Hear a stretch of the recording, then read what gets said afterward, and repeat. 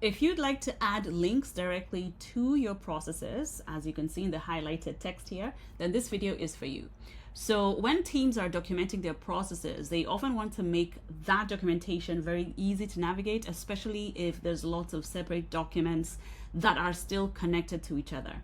So it's always great to just add links to those documents. So they could be related policies or even another process or a folder in your workspace. Or in this case, it is a template your team members, your sales team members would be using to create a quote, get it internally approved, and then sent over to the client. Okay, so there's 3 ways that you can actually add links to your processes, and I'll show you all 3 here.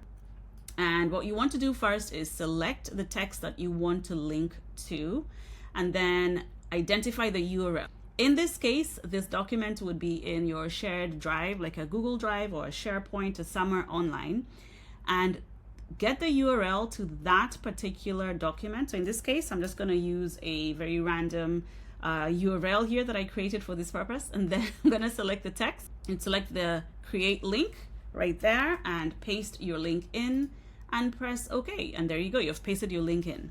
The other way to do that is make sure that your text is still selected, copy your link, which you already have, and then on your keyboard you can select Command or Control V and you've pasted in the link.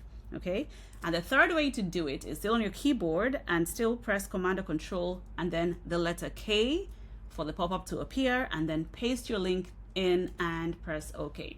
All right, so those are 3 ways that you can copy and paste in your links. And if you'd like more tips and best practices, you can actually check out our Help Center with lots of help articles by selecting the orange question mark at the top right and select Help Center.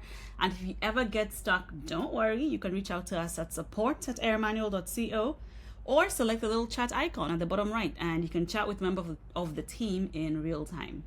All right, I hope this helps and thank you so much for watching.